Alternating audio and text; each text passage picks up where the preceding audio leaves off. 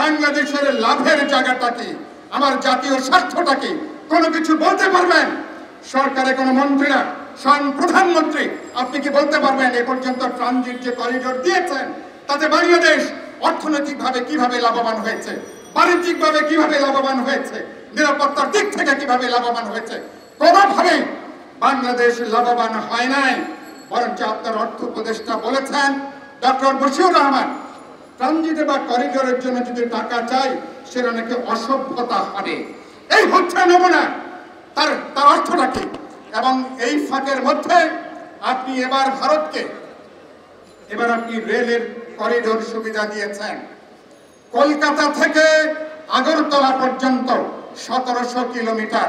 খেয়াল করেন, যদি বাংলাদেশের উত্তর দিয়ে চিকেন নেক দিয়ে যদি ওখানে যেতে হয় 1700 কিলোমিটার, যে কোনো পণ্য পরিবহন করতে গেলে, যে কোনো অন্যান্য বিষয় পরিবহন করতে গেলে, সমরাস্ত্র এমনকি যুদ্ধাস্ত্র পরিবহন করতে গেলে ভারতের প্রতি বছর কত বিলিয়ন ডলার তাদের খরচ করতে হয়। এখন আপনি ট্রানজিটের নামে আপনি যে করিডোর দিয়েছেন, বাংলাদেশের বুক চিরে যেভাবে কোনো বিনা শুল্কে, বিনা কোনো টাকার বিনিময়ে ছাড়া যেভাবে আপনি ব্যবহার করতে দিয়েছেন, মাত্র 350 কিলোমিটার লাগবে। কোথায় 1700 কিলোমিটার আর কোথায় 350 কিলোমিটার? এর বিনিময়ে বাংলাদেশ কি পাবে? প্রধানমন্ত্রীকে জিজ্ঞেস করতে চাই, আমি পররাষ্ট্রমন্ত্রীকে জিজ্ঞেস করতে চাই, আপনারা বাংলাদেশের নাগরিককে জানাবেন ভারতকে সবকিছু যে তুলে দিয়েছেন। আপনাদের মনে আছে কিনা, ছোটকালে পড়েছিলাম রবীন্দ্রনাথের একটা কবিতা, সকলই দিলাম তুলে থরে বিথরে, থরে বিথরে সকলই দিলাম তুলে। রবীন্দ্রনাথ বাংলাদেশের প্রধানমন্ত্রীকে লক্ষ্য করে এই কবিতা লিখেছেন কিনা জানি না, কিন্তু সবকিছুই তিনি ভারতের চাওয়ার আগে সবকিছু তিনি তুলে দিয়েছেন। সাক্ষ্য দিচ্ছেন প্রধানমন্ত্রী নিজে।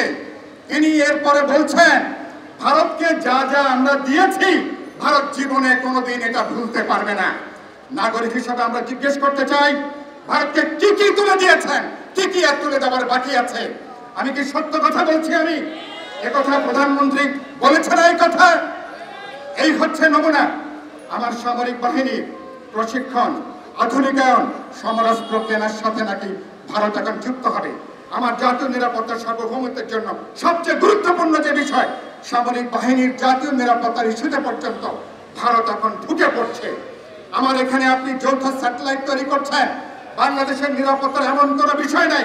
যৌথ স্যাটেলাইটের মধ্য দিয়ে সবকিছু বাস্তবে এখন ভারতের নজরদারির মধ্যে থাকবে।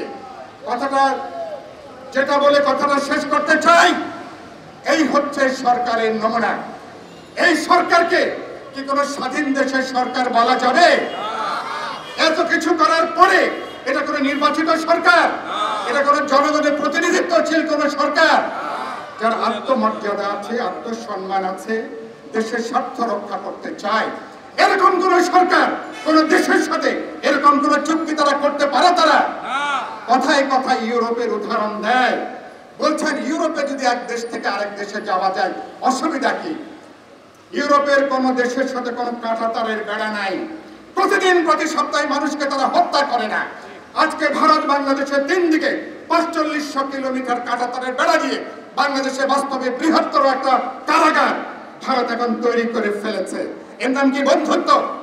আমি এমন এক বন্ধুত্ব যে প্রতি সপ্তাহে আমার মানুষকে হত্যা করে, এমন এক বন্ধুত্ব খরার সময় পানি প্রত্যাহার করে, বন্যার সময় আমাকে ডুবিয়ে মারে, এবং প্রত্যেকটা ইস্যুতে আমার রোহিঙ্গা সমস্যা কোন আন্তর্জাতিক ফোরামে ভারত আজ পর্যন্ত বাংলাদেশের পক্ষে তার অবস্থান গ্রহণ করতে পারেনি।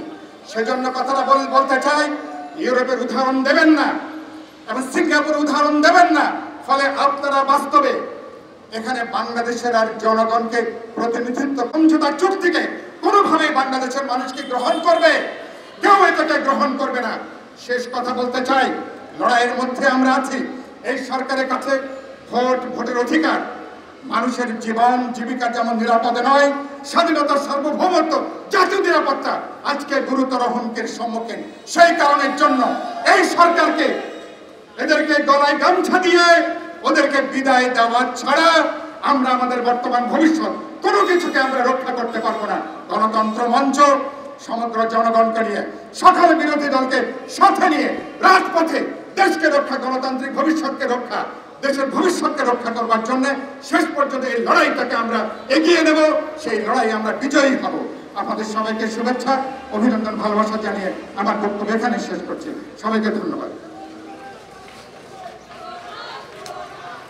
দাশালোক নীতি নিয়েছে এই সরকারের পক্ষে আগামীতে 1 ফোঁটা পানীয়, 1 কিউসেক পানীয় ভারত থেকে এই সরকার চুক্তি করে আনতে পারবে না। এই হলো সরকারের নমুনা। তিনি বলছেন প্রধানমন্ত্রী সমঝোতা সরকারের অসুবিধা কি? অসুবিধা প্রথম হলো পানির বিষয়টা পুরোপুরি আপনি ছেড়ে দিয়ে বসছেন। 2 নম্বর হলো সীমান্তে হত্যাকাণ্ড, এটা এবারকার শীর্ষ বৈঠকে কোনো আলোচনা পর্যন্ত হয়নি। 2 নম্বর অপরাধ এই সরকারে, এবং কোনো আলোচনা পর্যন্ত নাই। প্রধানমন্ত্রী ফিরে আসার 32 ঘন্টার মধ্যে উত্তরবঙ্গে বিএসএফ আবার বাংলাদেশি নাগরিককে আবার তারা হত্যা করেছে। গত রাতে দামুড়হুদায় বিএসএফ আবার গুলি করেছে। এখন মুমূর্ষু অবস্থায় বাংলাদেশের মানুষ, সেই নাগরিক এখন কোন রকমে বাঁচবেন কিনা জানি না আমরা। সীমান্ত হত্যার কোনো বিষয়ে আলোচনা হয় নাই। আপনার 2 নম্বর অপরাধ। 3 নম্বর অপরাধ কি? আমাদের বাণিজ্যের বিশাল যে ভারসাম্যহীনতা।